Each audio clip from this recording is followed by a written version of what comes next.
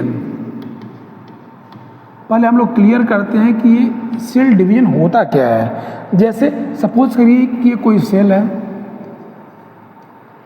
और कोई भी जो सेल होती है उस सेल का है कि स्पॉन्टेनियस या ऑटोनोमस कर लीजिए, उसका नेचर होता है कि एक समय के बाद वो आपको डिवाइड आपको हो कैसे भी डिवाइड। जब आपको एक साइंटिस्ट थे, उनका नाम आप लोगों ने सुना होगा, आर विर्को करके, रुडोल्फ विर्को को लेकर के, उन्होंने सीधे सीधे कहा हुआ भी था कि ओमनी सेलुलर ई सेलुलर का एक कॉन्सेप्ट है कि एक जो सेल होती है पहली वाली सेल से ही आपको बनी हुई होती है।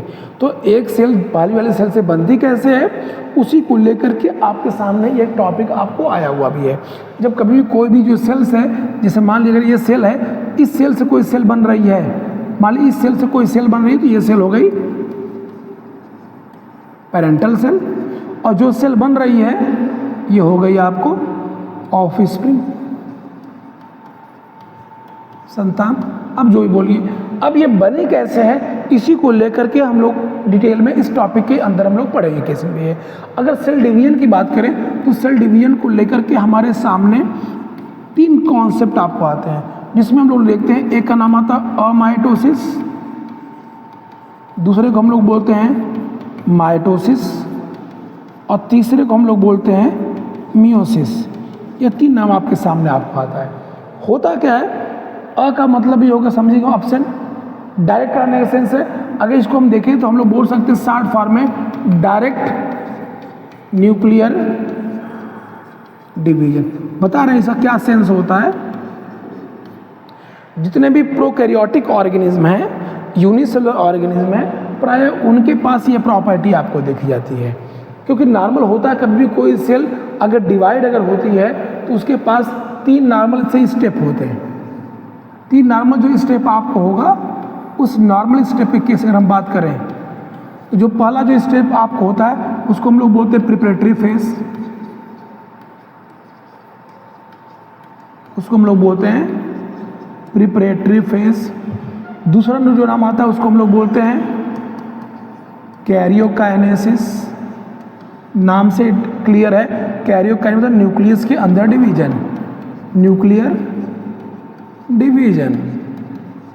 और तीसरा होता है, जैसी सेल होती है उस सेल के हिसाब से पार्ट आ जाते हैं, जिसको हम लोग बोलते हैं साइटोकाइनेसिस, साइटोप्लाज्मिक डिवीजन। अभी आप क्या देख रहे हैं, अमाइटोसिस डायरेक्ट न्यूक्लियर, मतलब सीधे सीधे क्या हुआ, ये टॉपिक यहाँ हो गया, इसे प्रिपरेशन करने की कोई ज़रूरत नहीं है। तो इसीलिए कहा गया कि अमाइटोसिस में डायरेक्ट न्यूक्लियर डिवीजन होता है। लेकिन नॉर्मली जो हम लोग किताबों में पढ़ते हैं वो माइटोसिस और मियोसिस को लेकर के पढ़ते हैं। तो हम लोग भी बात करेंगे माइटोसिस और मियोसिस, लेकिन सबसे पहले थोड़ा सा इसको क्लियर कर लेते हैं, तब हम लोग इस टॉपिक पर आते हैं माइटोसिस मियोसिस होता क्या है। अगर हम प्रिपरेटरी फेज की बात करें, प्रिपरेटरी फेज का मतलब होता है कि जब कभी भी कोई भी चीज़ अगर मान लीजिए डिवाइड करना हो या कहीं कुछ काम करना ही अगर होता भी है तो उसके पहले कुछ प्लानिंग होता है। ऐसा नहीं कि अचानक आप डिवीजन करने लगेंगे। उस प्लानिंग फेज के केस में जैसे अगर ग्रोथ करना भी तो हमको सेल के हिसाब से हम बात करें, हमको प्रोटीन चाहिए, हमको डीएनए चाहिए, हमको आरएनए चाहिए, सेल से रिलेटेड और पार्ट है। अगर जब तक उन सभी की का पूरा कैलकुलेशन या पूरा अमाउंट नहीं होगा तब तक हम कभी भी किसी सेल के अंदर के प्रॉपर ग्रोथ नहीं करा सकते।